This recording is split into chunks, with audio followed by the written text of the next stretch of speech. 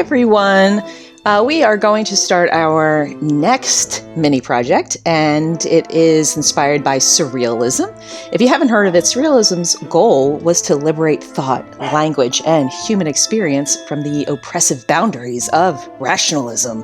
Surreal art is inspired by the artist's dreams or subconscious, so they are real but not real. They could have really strange things in them that are kind of stemmed from real situations.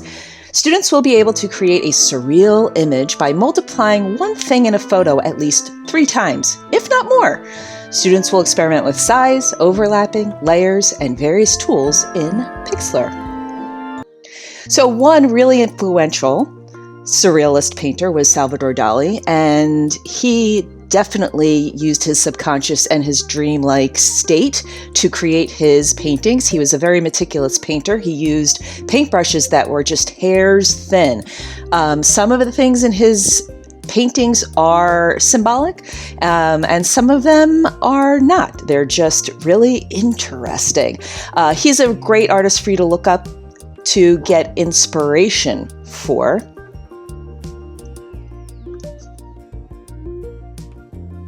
The next artist I'm going to talk about is Johansen. He is a Photoshop artist, and he does make surrealist work within Photoshop. And so you can see here in these photos that they're totally unrealistic. However, it's still a farm and a road and still hands and a vase, and it's a boat, but it's not real. It can't be real. It's totally unrealistic. And it's like something that you would dream about or imagine for a story, but it's not real. And that's what we're looking for in our project. In the presentation that I am showing you right now, I do have a video for you. My suggestion is that you do watch the video on your own. I will have a link for you. Again, the project objective is students will be able to create a surreal image by multiplying one thing in a photo at least 3 times, if not more. So you could do totally more things. Students will experiment with size, overlapping, and layers, and various tools in Pixlr. So this project that I'm going to talk with you about, the one that we're going to do, was inspired by the artist Sandy Skoglund. And she was really interesting. She is really interesting because she does not use Photoshop. She actually creates these sculptures. They're made out of plasticine, which is a type of clay that never dries, and it's kind of made out of like an oil.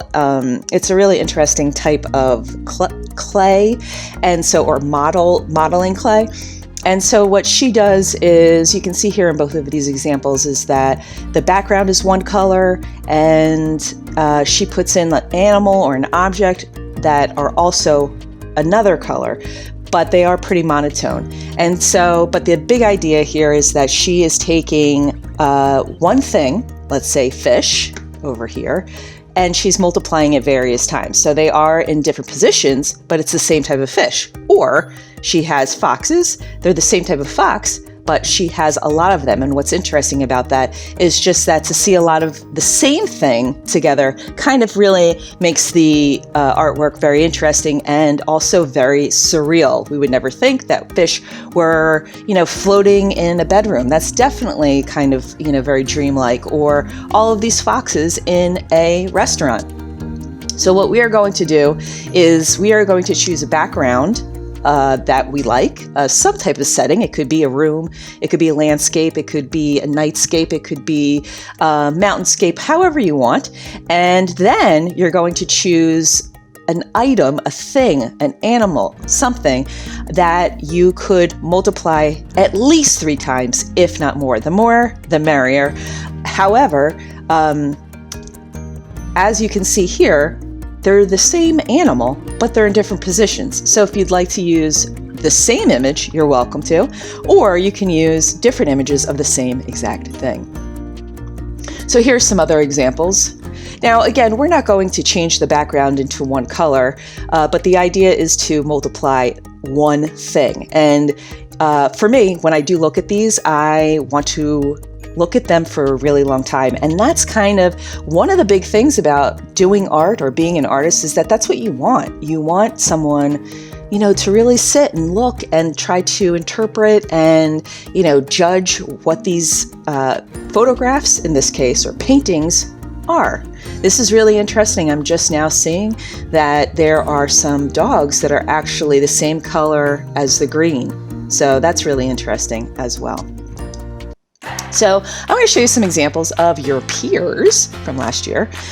So again, as I said, I asked them to multiply at least one thing 3 times and to incorporate it into a background. And we are thinking about a dreamlike setting, a subconscious, something that, could be real, it's definitely something out of your imagination. And so this student used it looks like to me, a heart gem.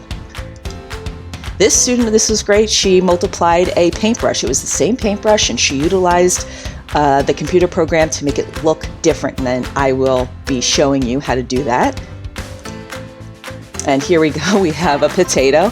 It does look like the same potato. However, using the computer program that we're going to, you can change the position, you can flip it, you can distort it, so it looks different. But look how kind of funny, and it's definitely unrealistic, but that is a photo of New York City, and those are photos of potatoes. So it's kind of like really interesting. And so here we have trains coming all over. And we have penguins going for a swim in an indoor swimming pool. So as I said to you before, these are the same types of penguins. However, they're all in different positions. And so if you would like to do something like that, you are welcome. And take note of these up here. I just noticed them the other day. But again, we're going to use a computer program to change the way that they look to make it look very surrealistic. We would never see penguins in an indoor pool. Butterflies, they used a butterfly, but they had different colors of butterflies. Cats, so they aren't necessarily the same types of cats, however, they are cats. And they're all over. Polar bears in the fire. Oh, this guy's doing a little dance. More penguins. So you can see that in all of them that we are multiplying one subject more than once. Does it have to be the same exact image? It can be, or it can be different images. These are different cats. However, they did use kind of similar kittens. So our project objective, let's go back, is students will be able to create a surreal image by multiplying one thing in a photo at least 3 times, if not more. Students will experiment with size, overlapping layers, and various tools in Pixlr. If you need to, I do also have a tutorial for you for this project using Pixlr, so please take a look at that if you would like to review it. All right, guys, thanks. Bye.